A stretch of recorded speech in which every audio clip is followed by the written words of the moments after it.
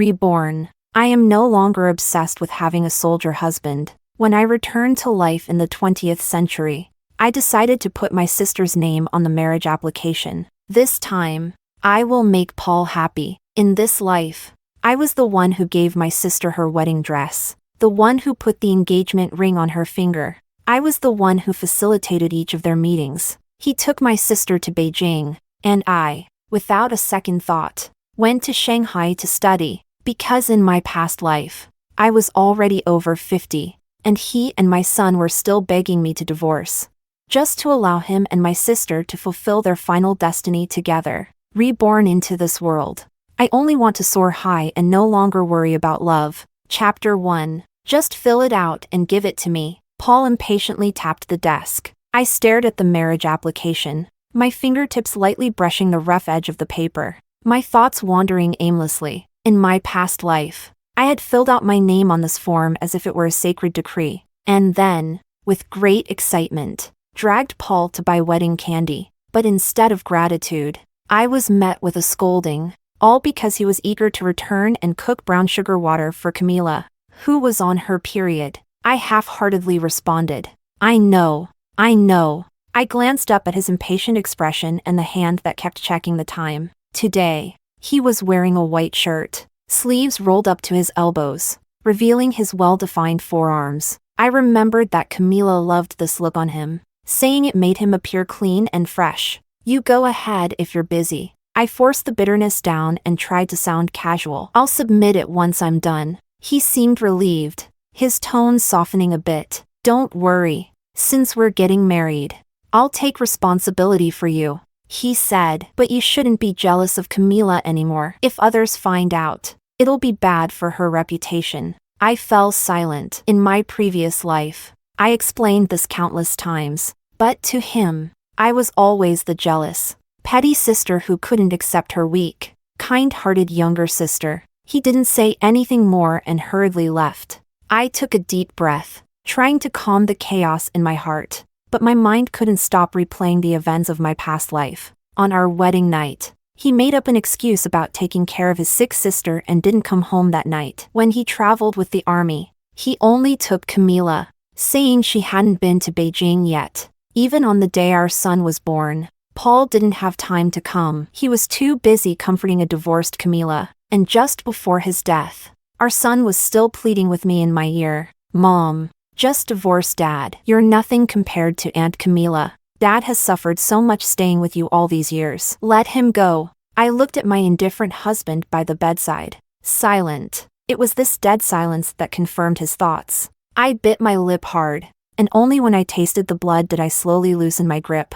No, this time, I wouldn't repeat the same mistakes. I picked up the pen and slowly wrote one name in the applicant field, Camila. Paul, since you love her so much, then have it your way. I handed the completed application form to the staff, took the marriage certificate, and walked out of the civil affairs office. I wasn't sad. In fact, there was an indescribable sense of liberation. Chapter 2. In my previous life, after our parents passed away due to work, Camila and I were adopted by the Liu family. Camila was sweet-talking and good with words, so the Liu family treated her even better than their own daughter. Liu's mother had long been scheming to marry Camila off to Paul, but Camila, with a simple "I don't want to fight with my sister," made Paul willingly marry me. In reality, she just wanted to keep Paul dangling. After all, at that time, Paul was only a company commander, and she was waiting for something better. I went to the school,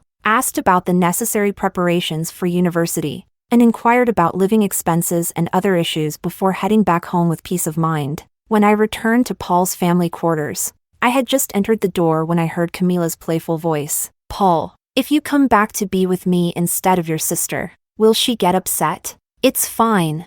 I can visit her anytime, but every time you come, you always get so close to her. I'm worried about you being alone at home. Camila smiled happily, then feigned a sad expression and said, after you and my sister get married, will you still be good to me? Of course, Paul said firmly. Who else would I be good to if not you? If your sister treats you badly, I'll divorce her. I clenched my fists so tightly that I almost lost control of my emotions. So, Even after living a second life, hearing my husband speak so coldly to me still hurt. I composed myself, suppressing the ache in my chest, and walked into the room as if nothing was wrong. Paul came out of Camila's room, a hint of awkwardness on his face. I just saw that Camila wasn't feeling well, so I went in to check on her.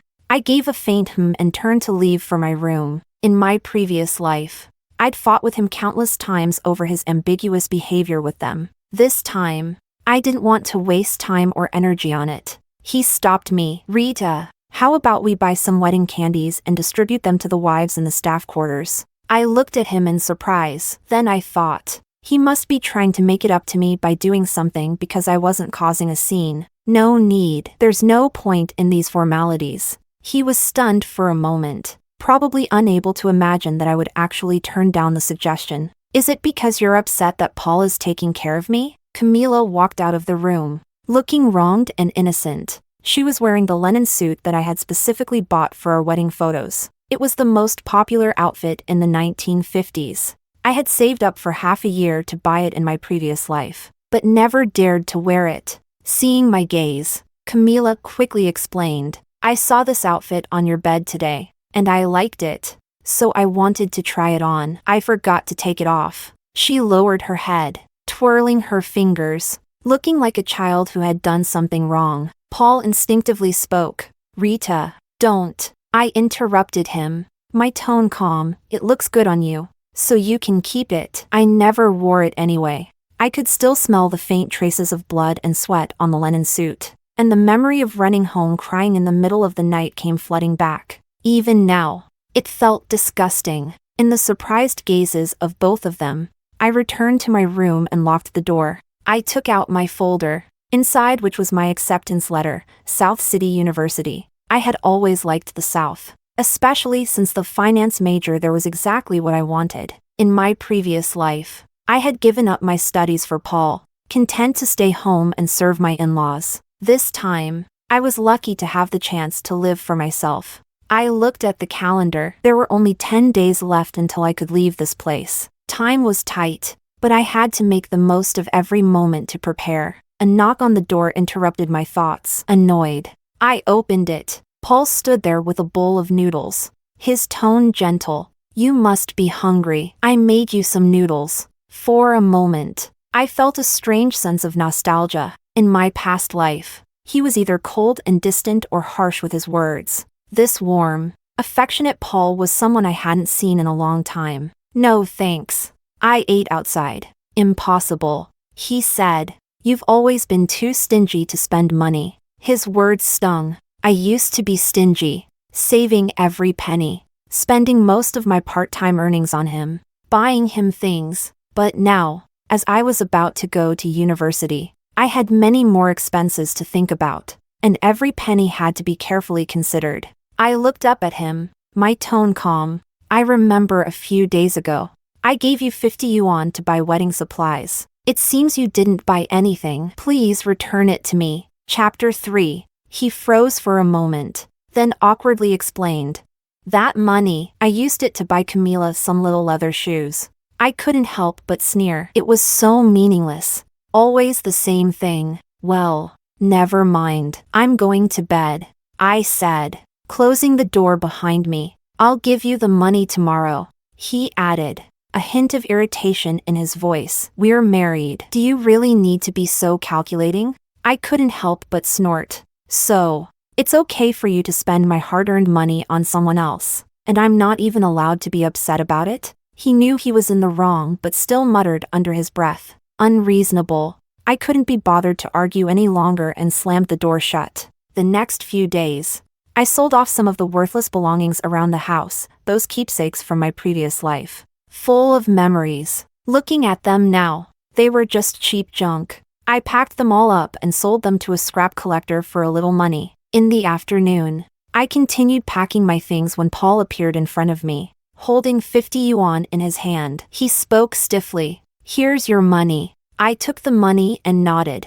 Thank you. He looked at me with a complicated expression, his gaze drifting to the suitcase I was packing. I plan to have Camila go with me to Beijing with the army first. You don't need to keep packing. I didn't stop packing and nodded. He seemed a little uneasy with my attitude, unsure of how to handle it. "What's wrong with you lately? You're like a different person." I turned my head in impatience, not wanting to get into it. Although Paul didn't love me, if he found out that Camila's name was on the marriage application, he might just renew our marriage for her sake. I had no intention of getting involved with that pair of scoundrels again. "It's nothing. I just want to pack my things," I said. "When you go to Beijing, I'll move back to the countryside." He let out a relieved sigh and explained, "It's not that I'm not letting you go with me. It's just that Camila has never been to Beijing, and she wants to see it. I'll come get you in a few months." I nodded absent-mindedly. In my past life,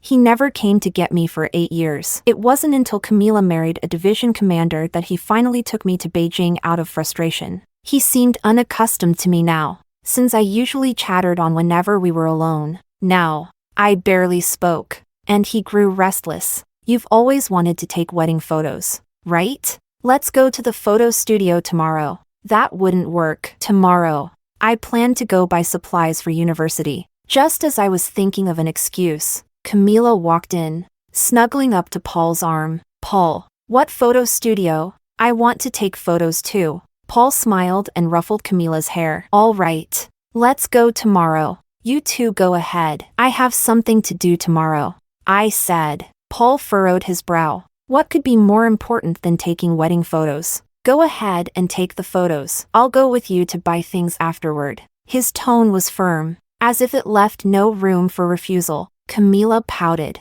"Are you not going because of me?" I didn't want to argue any further, so I nodded in agreement to go. Early the next morning, I heard Paul in Camila's room, coaxing her to get up. The bright red numbers on the calendar reminded me that there were only 4 days left. In 4 days, I would finally be free of this life. When I was on the verge of impatience, they slowly emerged from the room. Paul, ever so considerate, had prepared hot water and was personally washing Camila's face.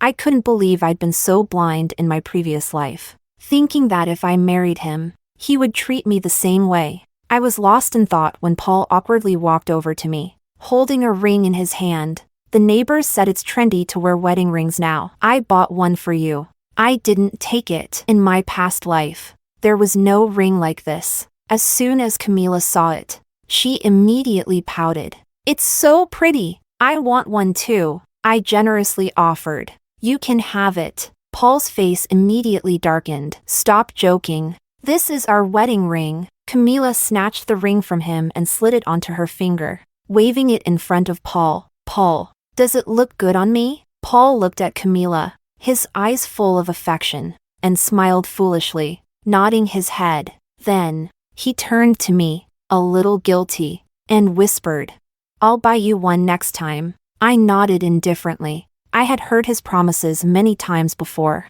but none of them were ever kept. Chapter 4. At the photo studio, Camila took the first set of photos, including several couple shots. When it was my turn with Paul, the photographer raised his camera, only to awkwardly lower it. "Sorry, the film is used up," he said. I inwardly rejoiced, but kept a neutral expression. "Oh, that's fine," I replied. After we left the studio, Paul pulled a train ticket from his pocket and handed it to me. It was for a seat to Beijing, scheduled 4 days from now. "I didn't mean to leave you behind," he said. "I'll go ahead to settle in, and I'll be waiting for you in Beijing." It takes 3 days and nights to get to Beijing from here, and I couldn't understand how he thought I'd manage. Moreover, there was only one slot for a military spouse. Where would he have me stay? But asking now wouldn't yield a satisfying answer. When I accepted the ticket, Paul visibly relaxed. "Don't worry. Even if you don't stay in the military compound, you're still my only wife," he said. "I'll treat you well. I just consider Camila as a sister." I softened a bit at his words. How long had it been since I heard him speak so gently? Suddenly, a truck came around the corner, speeding straight toward us. Paul pulled Camila into his arms and dodged the vehicle. In the confusion, I was pushed. I froze in place, unable to move. As the car came barreling toward me, the vehicle swerved at the last second, hitting me and dragging me along. Pain surged through me, and I felt dizzy, cold sweat beading on my forehead. The driver hurriedly jumped out of the car, stammering, "Miss, are you okay?" A crowd gathered around, pointing and murmuring. My gaze cut through the onlookers, fixing on Paul. He was comforting Camila, completely unaware of what had just happened to me. Or perhaps he noticed and just didn't care. I smiled bitterly, and the last shred of hesitation in my heart disappeared. So this was what he meant by "I'll treat you well in the future." The driver took me to the hospital. After a series of checks, I learned I had only superficial wounds and some minor internal displacement. Lying in the hospital bed, my body ached, but my mind was strangely calm. Late into the night, Paul entered with a fatigued expression. When he saw that I was awake, he looked flustered for a moment. "Rita, how are you feeling? Is it better?" I gave him a cold look but said nothing. He rubbed his hands together, looking uneasy, and started explaining. Camila was a bit too scared, and I was with her the whole time. So, under my gaze, he awkwardly fell silent. "Rita, listen to me." The situation was urgent. Camila was closer to me, so I instinctively. He paused, seemingly trying to find the right words. "I didn't know you were going to get hit." I interrupted him. "When are you going to Beijing?" He hesitated. "Tomorrow." "All right. I need to rest. You can go now." I closed my eyes, signaling that I wanted to be left alone. Paul seemed like he wanted to say more, but ultimately left. Sensing my discomfort, the next day, Lou's mother came. She brought a thermos and wore a big smile. "Rita, Paul asked me to come take care of you. How are you feeling now?" "Much better. Thank you, Mom." As she served me soup, she chattered on. "Paul, that boy, he's so careless. I wonder if he'll be able to take care of Camila properly." She stopped midway as if suddenly realizing something and awkwardly fell silent. "Mom, actually, it's Camila who married Paul." Lou's mother froze. After a long pause, she finally reacted. "What? What did you say?" I submitted Camila's name on the marriage application. Lou's mother was first stunned, then her face lit up with joy. "Rita, you're such a good child. I knew you were the most sensible." She excitedly grasped my hand. "Rita, thank you. Thank you for making this possible for them." I smiled faintly, but said nothing. Chapter 5. Helping you? No, it was helping myself. She was always inclined toward Camila, even in the past life. No matter how hard I tried to serve her, in her old age, she still left all her inheritance to Camila. "Mom, don't tell Paul or Camila about this yet." Lou's mother grinned from ear to ear. All right. Mom understands." "Then, what are your plans for the future?" "In a few days, I'll be leaving." I didn't disclose my specific destination. Lou's mother wanted to ask more, her mind full of their marriage issues. I closed my eyes, pretending to fall asleep. The day I was discharged from the hospital, I didn't notify anyone. Before I left, I wrote a letter to Paul. "Paul, by the time you read this letter, I will already be on a train heading south. I know you've always liked Camila, and I'm letting you two be together. Our fate is over. I wish you both happiness." I sealed the letter, along with the Beijing train ticket and our marriage certificate, and sent them to Beijing. I dragged my suitcase to the train station. The air in the southern city was moist and warm, and as I stood in front of the Shanghai campus, I felt a bit dazed. Walking through the campus, I felt as though I had been reborn. During the day, I sat in class, diligently listening and absorbing knowledge. At night, I worked at a small restaurant, serving dishes, washing dishes, and aching all over from exhaustion. But this fatigue made me feel grounded. A month later, I had gradually adapted to this busy but fulfilling life. Then, one day, I saw Paul downstairs at the dormitory. "Rita, why did you do this? Why did you put Camila's name on the marriage application? Why didn't you go to Beijing?" His tone was filled with anger and confusion. I looked at him coldly. "I don't want to live with someone else's husband in my heart. It's disgusting. Unbearable." He stared at me in disbelief. "How can you say such things? You weren't like this before." I turned my face away, my stomach churning. nausea rolling over me. I didn't want to look at him, not for a second. Paul, I just want to focus on my studies and start a new life. Camila is the one you've always wanted, right? You two should cherish each other. Please don't disturb me anymore. He angrily ran his hands through his hair. What nonsense are you talking about? I've always treated Camila like a sister. I sneered. What kind of siblings hug each other and steal kisses? I had once caught him kissing a sleeping Camila. That tender expression on his face, I would never forget. His face flashed with shame, but then he grew furious. Rita, stop spouting nonsense. Me and Camila are completely innocent. The sibling love you talk about is disgusting to me. Let me go, and let yourself go too. His face turned a dark shade, but he didn't know what to say. I remembered when I first arrived at the Liu family as a child. The fear of being dependent on others, making me afraid to even eat my fill. On nights when hunger overwhelmed me, I would secretly sneak out to eat leaves from the garden. And Paul saw me. He shared his snacks with me and comforted me. Rita, don't be afraid. I'll protect you from now on. That warmth back then made me fall for him, step by step. So, in my past life, even though Paul didn't love me at first, I was willing to marry him. In the following days, Paul still lingered around the school. I deliberately avoided him, not wanting to have any more dealings with him, but I didn't expect that he would go to the principal and demand my expulsion. When I was called into the principal's office, Paul was sitting stiffly. I was furious. Paul, what do you think you're doing? Why are you asking for my expulsion? I want you to come back with me. He stood up and walked toward me, reaching out to take my hand. I quickly stepped back, avoiding his touch. Go back and continue watching you and Camila all over each other? His expression froze, and then he angrily retorted, Rita, don't be ridiculous. We're still married. How is it right for you to run off to the south and stay away from me like this? I almost couldn't hold back my laughter at his shamelessness. Paul, your wife is Camila. The marriage certificate has her name on it, and the person you're thinking of is also her. His face darkened, gritting his teeth. That was a mistake.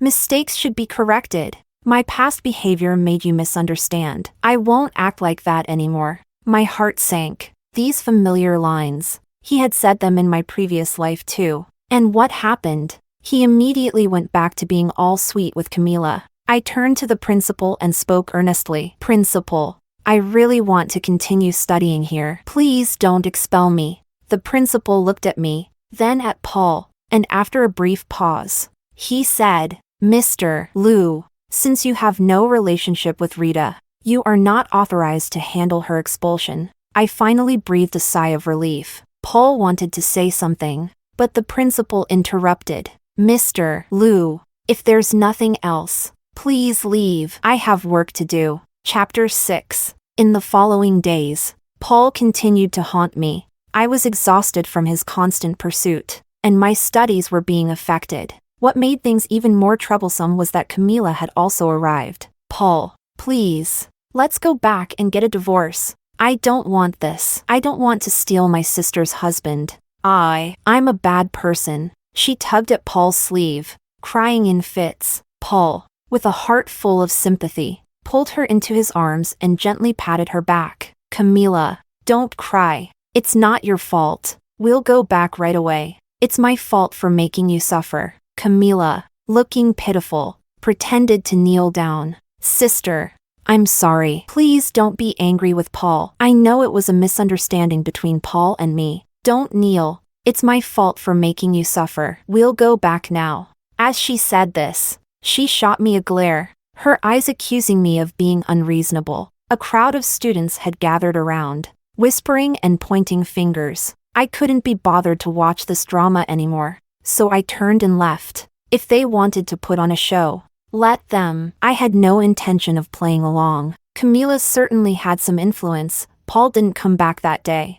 I threw myself into my studies and joined the school's math club, where I met Sam. He was tall and thin, wearing a pair of black-rimmed glasses, and he had a sunny smile. He was very good at math and often helped guide me. So over time, we became more familiar, just when I thought my life was finally on track. Paul's letters started arriving. one after another, persistent as ever. Rita, are you still angry with me? I know I was wrong. Come back. Rita, Camila is pregnant. The child is mine. I know it's hard for you to accept, but please believe me. You're the only one in my heart. Rita, there should be a limit to your anger. What do I need to do for you to forgive me? I tore his letters into pieces and threw them in the trash. I didn't know what made him think I would change my mind. Maybe he just had thick skin. The smell of oil and smoke filled the air at the part-time restaurant as I quickly cleaned the tables. I looked up and saw Sam sitting in the corner. He smiled at me. I quickly averted my gaze and continued working. After my shift ended, he was still sitting there, with several untouched dishes in front of him. Come eat with me. He gestured to the seat across from him. I've already eaten. I tried to decline, but my stomach betrayed me with a loud growl.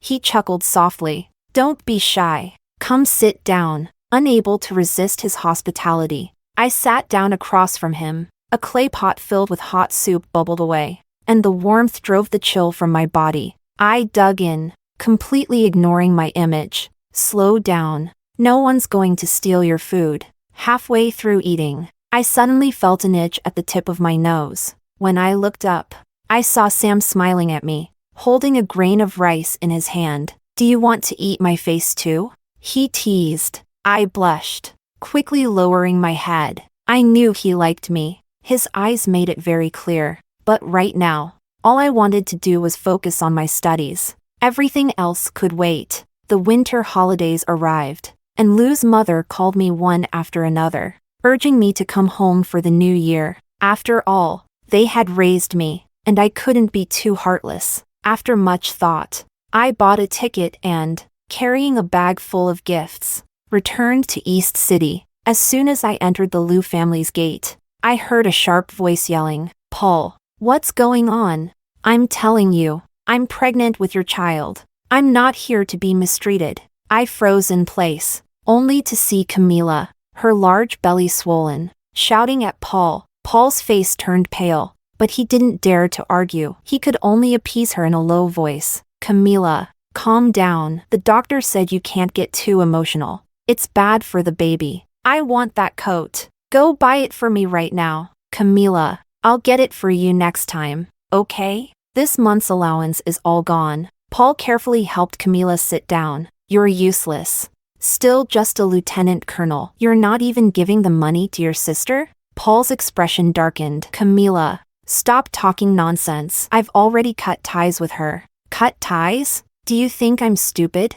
You write to her every now and then. Do you think I don't know? You don't have me in your heart at all. All you think about is her." Chapter 7. Camila cried and screamed, pounding her fists against Paul's chest. Paul, looking impatient, said, "I told you. I didn't do anything." I stood at the door, watching the scene before me, feeling nothing but absurdity and laughter. In my past life, he hid his contact with Camila from me. In this life, he was hiding his letters to me from Camila. In the end, he was just someone who wanted to have it both ways. Never truly loyal. Lou's mother was the first to notice me. "Rita, you're back. Come help talk to Camila. Her temper's getting worse." She grabbed my hand, her tone somewhat ingratiating. I pulled my hand back and said indifferently, "I'm tired. I'll go rest in my room first." Lou's mother froze for a moment, but didn't say anything further.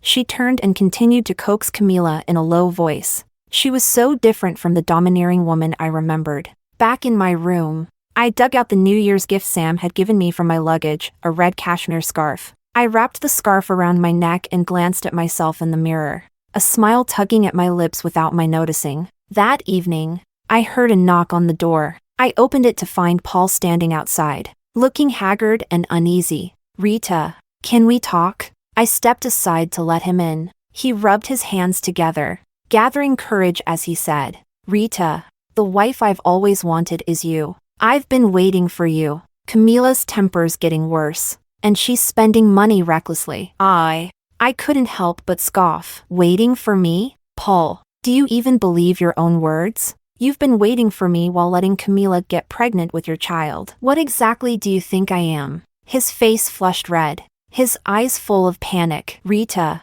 let me explain. I interrupted him. There's nothing to explain. You and Camila already have a child. What else is there to say? I wish you both a happy life and an early arrival of your child. He remained silent for a few seconds, as though recalling something. I've been having dreams lately. Dreams where the woman I marry is you. You're gentle and virtuous, always taking care of my parents back in the old house. He paused, his tone tinged with pain. But in the dream, my heart belongs to Camila. I neglected you, hurt you. I'm such a jerk. And then my son and I were pressuring you to divorce. I was shocked. He actually dreamed of our past lives. He covered his face in distress. I'm sorry for how I treated you then. I want to make it up to you. Suppressing my fury, I spoke coldly. If you really want to make up for it, then go live your life with Camila. Stop coming to bother me. It'll be better for both of us sisters.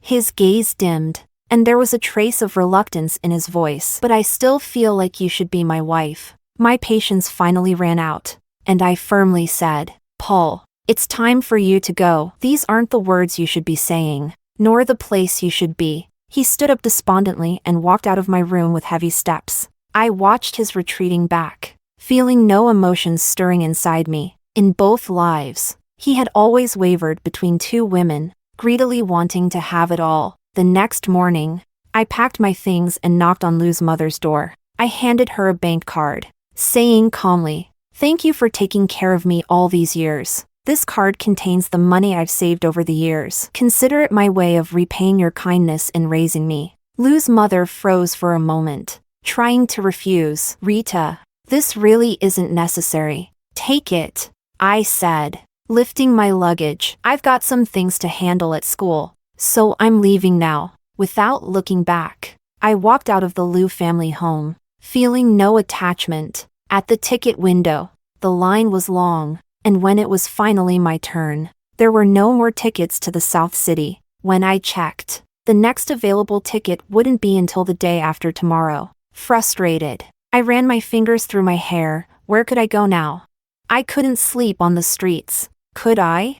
Just as I was at a loss, Sam appeared in front of me, carrying bags. "Rita!" His face lit up with a surprised smile as he quickly walked over. I was a bit surprised too, smiling as I greeted him. "Sam, what a coincidence. Are you from East City too?" "Yes," he replied. "And you, do you have nowhere to go?" His tone was filled with concern. "Then how about you come spend the new year at my place?" I froze for a moment, quickly waving my hands. "I couldn't possibly." He smiled and said, "What's the big deal? It's just me and my grandmother at home. It's pretty quiet. You'll liven things up a bit. Plus, I can't leave you alone during the new year. I'd be worried." He paused and then added, "Please, Rita, think of it as keeping my lonely grandmother company. She's all alone at home, and it's so boring for her." He put on a pitiful expression, making me unable to hold back a laugh.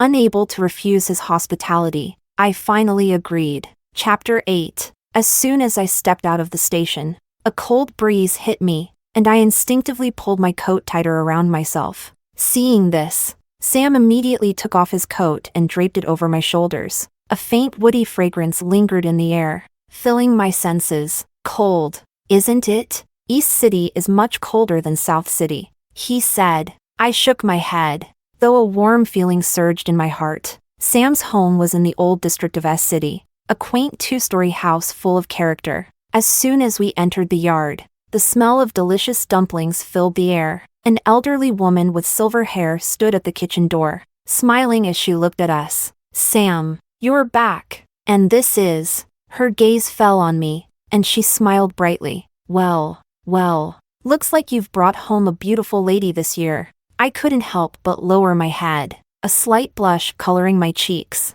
"Grandma, this is Rita, my friend," Sam introduced with a smile. Good. Come in and warm up." Grandma Sam was busy cooking dumplings, while Sam helped carry my luggage to the guest room. The guest room wasn't big, but it was clean and tidy. The bedding had the comforting smell of sunshine. "You rest for a while. The dumplings will be ready soon," Sam said gently as he set down the suitcase. I nodded and sat on the edge of the bed, gazing out at the falling snow. A sense of peace and tranquility, like never before, filled my heart. Perhaps this was what it felt like to be at home. That evening, we sat around the dining table, enjoying the steaming dumplings. Grandma Sam kept serving me more food. "Rita, you should come here often. You're always welcome at my place," she said warmly. I smiled and nodded, my heart full of warmth. After dinner, Sam suggested we take a walk in the nearby park. The park was nearly empty in the winter, with only a few couples nestled together, enjoying the rare peace. We walked slowly along the lake, neither of us speaking. The snow gently fell, covering us like a thin veil. "Thank you, Sam." I broke the silence and spoke softly. "Thank me for what?" "Thank you for taking me in, for giving me a warm place to stay." Sam looked at me and teasingly said, "Then, how about you show your gratitude by becoming my girlfriend?" I froze for a moment, then playfully snorted. "Dream on." Though I said that, a slight ripple stirred in my heart. "Then tell me, how should you repay me? After all, I'm the hero who rescued you from the troubled waters at the station," he said in an exaggerated tone. I couldn't help but laugh at his dramatic words and feigned seriousness. "A hero? I think you're trying to extort me," I said, pretending to scold him. He pretended to think for a moment and then, with great seriousness, said, "Let me think. How about you cook for me every day until school starts?"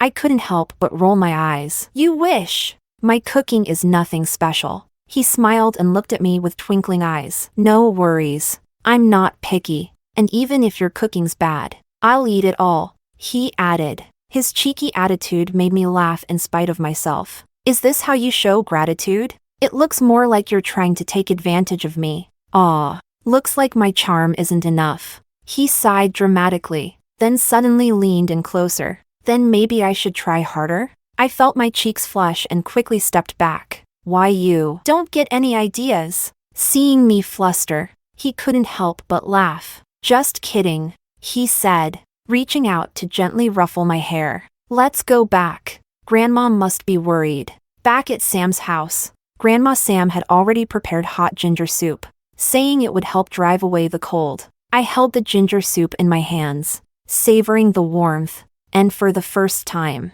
I felt a glimmer of hope for the future. Maybe, letting go of the past and starting over wasn't such a bad thing. On New Year's Eve, the sky outside was lit up with brilliant fireworks, illuminating the entire night. The deafening sound of firecrackers echoed in the air. I stood by the window, and for a moment, I felt as if I were in a different world. "Happy New Year, Rita." He was standing very close to me, and his warm breath brushed against my ear, sending a tingling sensation through me. I turned around and met his deep gaze. In that instant, time seemed to freeze, and my heart skipped a beat. "Happy New Year, Sam," I whispered back. He leaned in closer, his voice soft as he said, "I like you, Rita." Outside, the fireworks continued to explode in the sky, their dazzling colors reflected on my face and on Sam's.